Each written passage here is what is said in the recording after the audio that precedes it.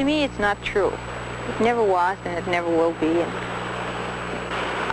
I'm brought up to believe that this thing doesn't happen in this world. You know, in this country or the other countries are maybe outside of the world, but not this part of the world. And so it's such a horrible thing that maybe I don't want to believe it, you know. But to me, it's not true. She never died. She still exists. I'm Annie Mae, and that's Kamuk Banks in the dark shirt.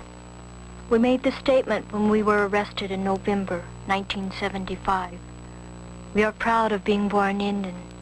We are tired of watching our people die of injustice in this country. We pledge our lives not to tolerate that abuse anymore.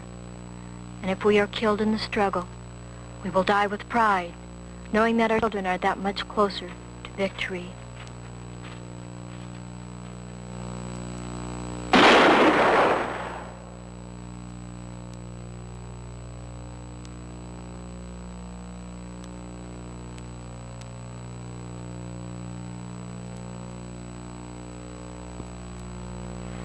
Well, it was such a nice day, we decided to come down and check some fence to keep our cattle off from the highway. And I intended on building a fence onto the side of this Badland bank. And I was walking right through here, at which point I stopped. Because it isn't every day you see someone laying out in the cold. And one of the first things I did notice about her was that her fingernails were extremely long, and the fact that she had this large turquoise bracelet on her hand that drew my attention. This picture was taken in the mid-50s when I was 10 years old. I grew up on the Micmac Reserve in Nova Scotia, Canada, with 2 sisters and a younger brother. Part of the year we lived in a wigwam in a forest called Pine Tree. Our house on the reserve seemed so large because we had no furniture. We played hide and seek in the empty rooms. My sisters and I slept upstairs on a pile of blankets. We had no plumbing or electricity. Spring was my favorite time. We picked mayflowers and Mother peddled them into Pictou across the ferry. We swam every day and played games like diving for a stone or raisin.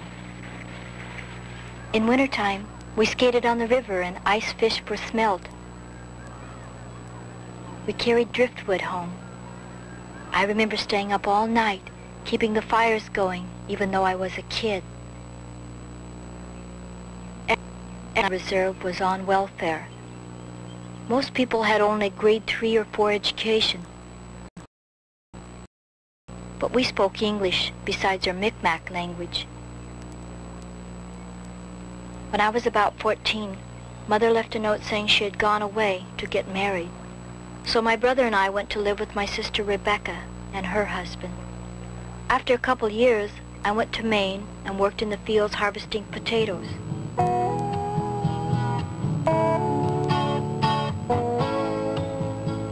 Hey, broken arrow, Indian man, come weave your spell on me. Look at the corner of your magic eyes and tell me what you see. Your Navajo wool around my bones and heal me with your hand.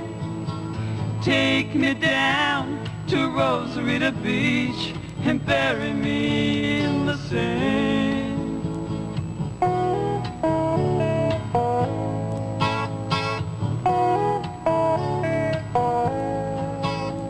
Trade me infinity, sweet Indian man, and hold your mirror steady.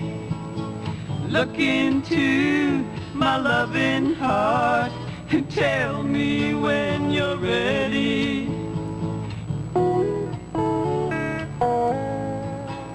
A lot of Indians go to Boston at the end of the harvest. I did too. That was the first city I'd seen. All those people. And the lights. When I saw those lights, I couldn't believe it. like a million skies at once.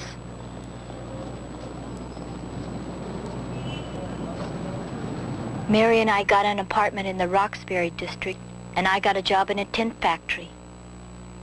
I married Jake, an Indian from back home, and we had 2 beautiful daughters.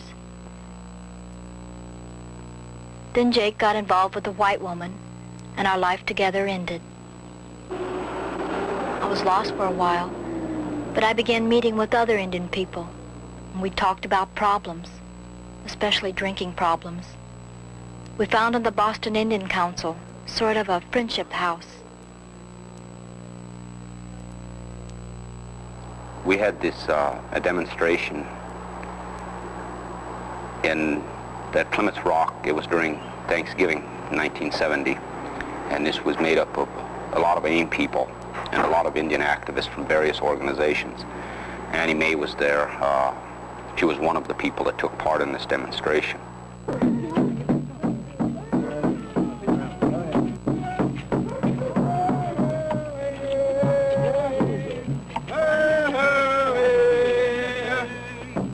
I went with a delegation from Boston Indian Council to Plymouth Rock to take over the replica of the Mayflower and name Thanksgiving a day of mourning for Native Americans. You call this day of a Thanksgiving, and for the original American, it's a day of tears. He's seen his very mother raped and stripped.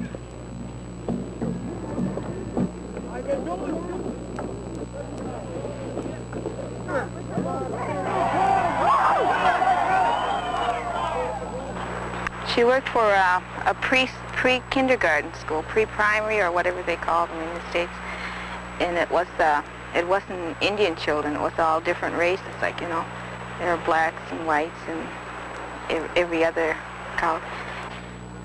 Working with children, I became more interested in education. I realized that many problems of Indian people are caused by boarding schools where children are taken from their homes and bused hundreds of miles, sometimes even out of state, and it's still happening.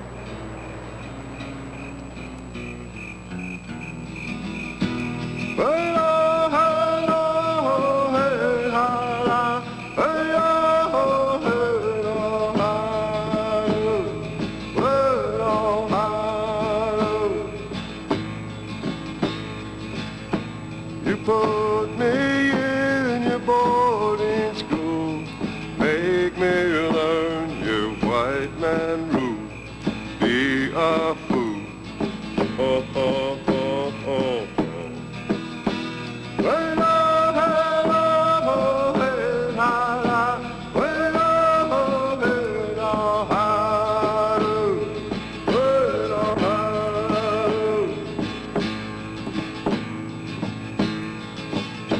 you make me leave my home, my friend. Think I'll go back there again. Relocation, extermination. Oh, oh, oh, oh. Well,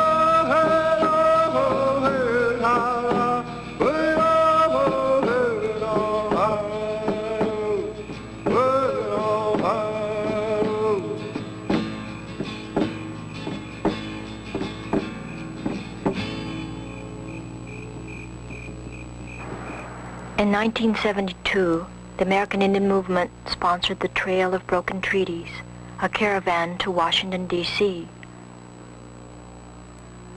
Well, prior to our arrival in Washington, the Bureau of Indian Affairs and the Interior Department, they were telling us, on one hand, that they would cooperate with us and they would help us to secure housing and things of this nature. But when we got to Washington,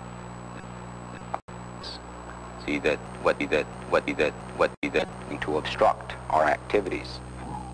Our people came hundreds of miles from all over the country, the old and the young, many tribes, from many Indian nations. We came to protest our living conditions and other indignities, like sterilization of our women. There were many disappointments, but what happened at Arlington Cemetery was the worst. We wanted to hold traditional religious ceremonies at the graves of 2 of our Indian brothers buried there. Ira Hayes had helped raise the flag at Iwo Jima in World War II. And John Rice, a Korean veteran who they wouldn't bury in an all-white cemetery in the Midwest town where he died. The authorities denied us religious freedom. They said we couldn't hold our ceremonies. The Bureau of Indian Affairs, which is supposed to protect Indian people, had become the enemy. We took over the building and stayed most of the week.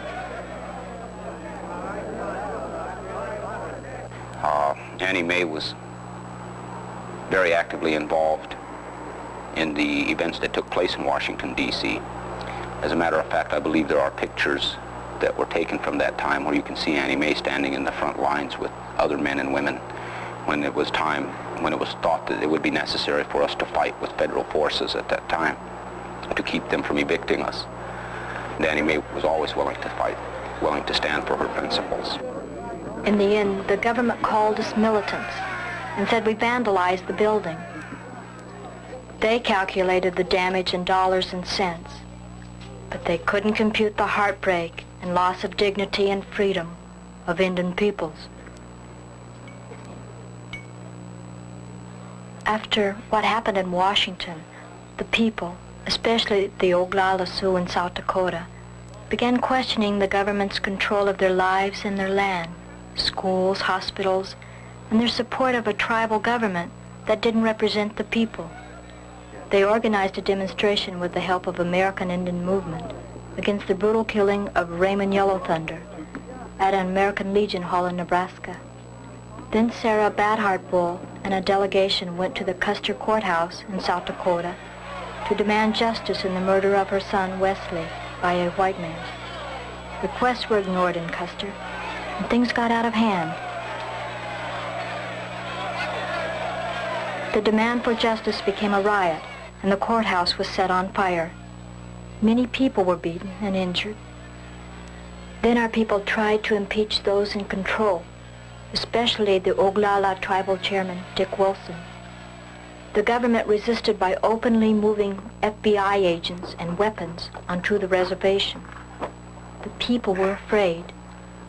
Those being impeached controlled their own impeachment trials. So on the night of February 27, 1973, the tribal elders made a decision to recapture Wounded Knee.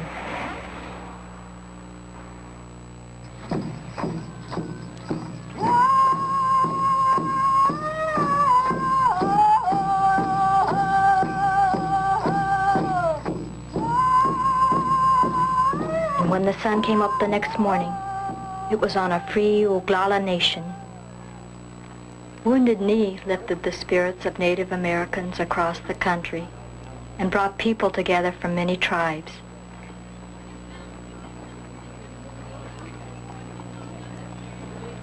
Ceremonies were held to paint the warriors' faces. That means they accept the possibility of death. I left my children with my sister and went to Wounded Knee with Nogishik Akwash. That's me digging a bunker with a golf club. The first time that I met Annie Mae was at Wounded Knee, and she had came in there with Nogishik, her companion, and they wanted to do whatever they could to help the movement and help the struggle at Wounded Knee.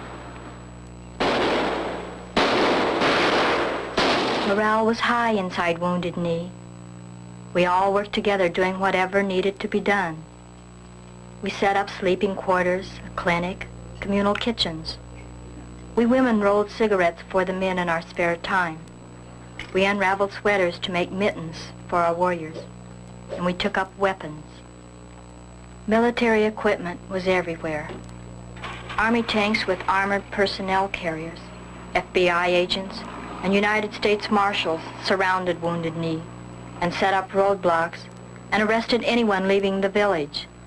They tried to starve us out by cutting off our food supplies, and they controlled our communication with the outside world.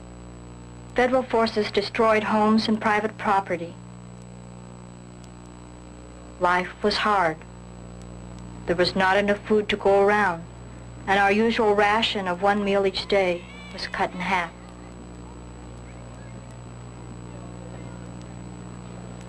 But in spite of all of this, life went on. There were births and marriages. Nogishik and I were married in a traditional ceremony. A lot of our friends gave flesh offerings in the old way.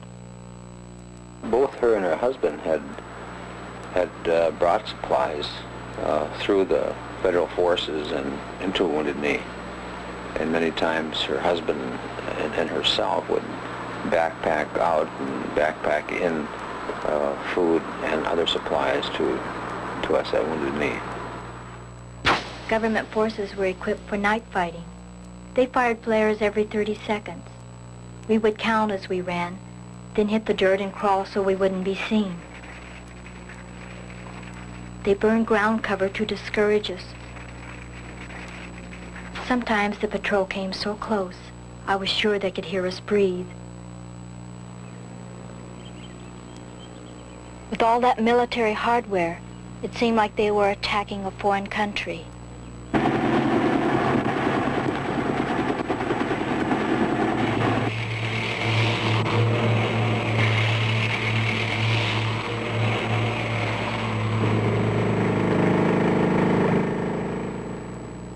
We were willing to die for our cause, and sometimes our warriors shouted at the military forces, "Are you willing to die for money?"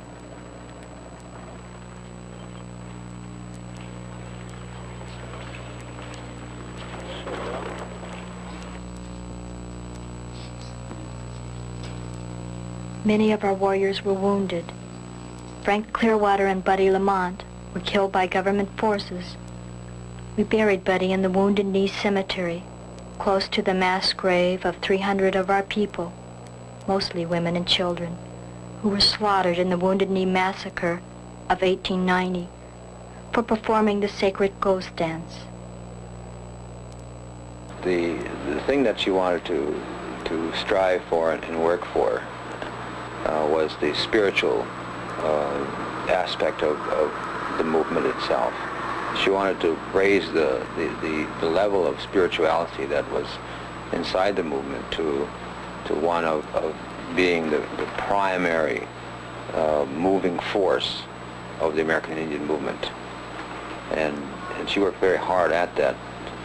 And at the end, of course, she saw a process of the American Indian movement going through at Wounded Knee, where spirituality had become the foundation for the movement. Our religions were never respected nor recognized by the white man. They even made laws forbidding our ceremonies. During our Wounded Knee occupation, the sacred ghost dance was performed for the first time since the 1890 massacre. Some people saw a sweat lodge for the first time and took part in the purification ceremonies.